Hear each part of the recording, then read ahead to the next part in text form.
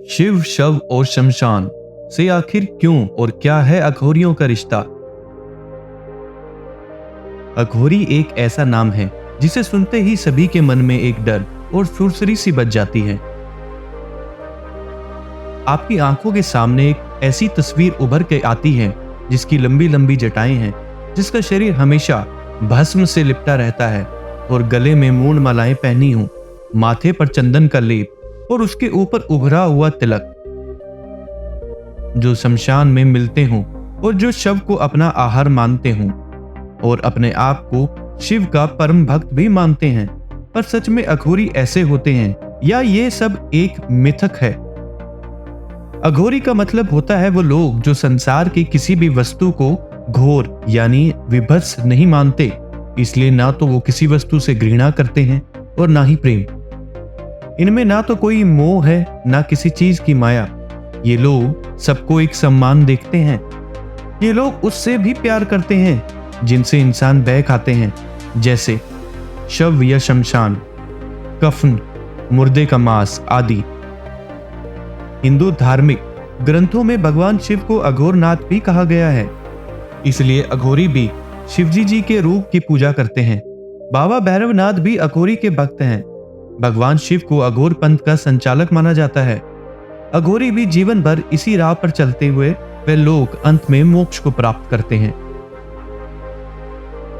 अघोरियों के व्यवहार की बात करें या उनके रहन सहन की, तो लोगों को ऐसा लगता है कि वह लोग हमेशा गुस्से में रहते हैं, किंतु होता इसके बिल्कुल विपरीत है। वे बहुत शांत होते हैं। इनका मन बिल्कुल शांत और स्थिर रहता है। देखने में ये लोग डरावने से लगते हैं क्योंकि काले वस्त्र धारण करते हैं और गले में नरमून की माला पहनते हैं और पूरे शरीर में भस्म लगा के रखते हैं। पर ये लोग महादेव के जैसे अंदर से नर्म होते हैं। कहा जाता है कि ये हमेशा शमशानों में ही मिलते हैं और किसी शव का अजला मांस ही इनका आहार होता है। ये किसी आम इंसान को घिनौना लग सकता है, पर अघोरियों का मानना है कि ऐसा करके इनको अधिक सिद्धियां प्राप्त होती हैं। यह लोग अधिकतर नग्न अवस्था में रहकर अपने भगवान शिव जी की तरह अपने सारे शरीर पर भस्म लगा के रखते हैं।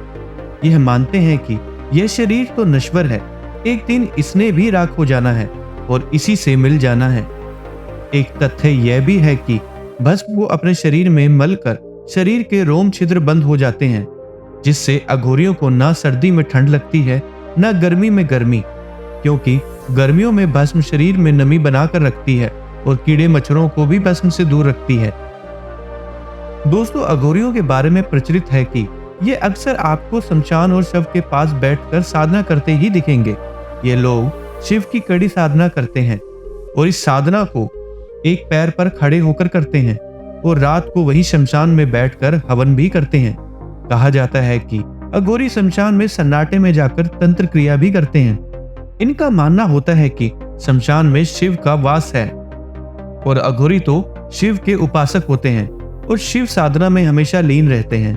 साथ ही शव के पास बैठकर साधना करते हैं, क्योंकि शव को शिव प्राप्ति का मार्ग माना जाता है।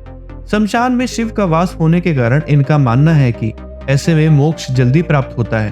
अघोरी शमशान में 3 तरह की साधना करते हैं: शव साधना, शिव साधना और शमशान साधना। ये सभी साधना बहुत कठिन है, पर इनमें से शव साधना सबसे अधिक कठिन होती है।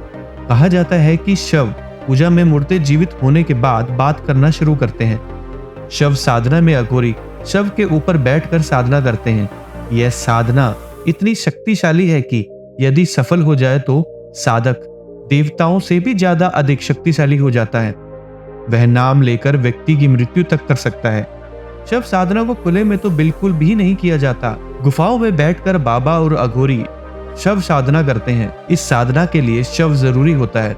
शव के ऊपर बैठकर आधी रात के बाद ये साधना की जाती है।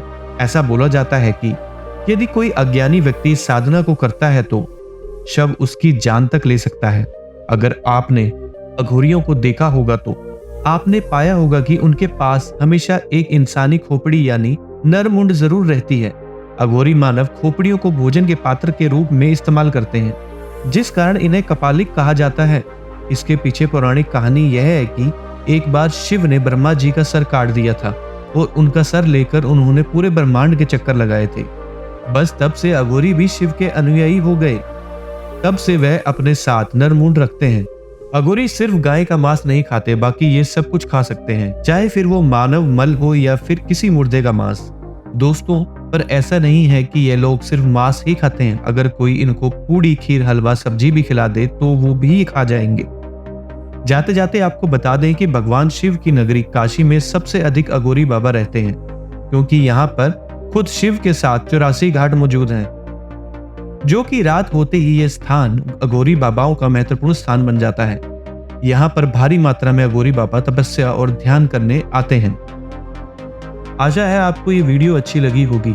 अगर आपको ये वीडियो अच्छी लगी हो तो इसे अपने दोस्तों और रिश्तेदारों के साथ साझा जरूर करें और हमारे इस चैनल को सब्सक्राइब जरूर करें। धन्यवाद।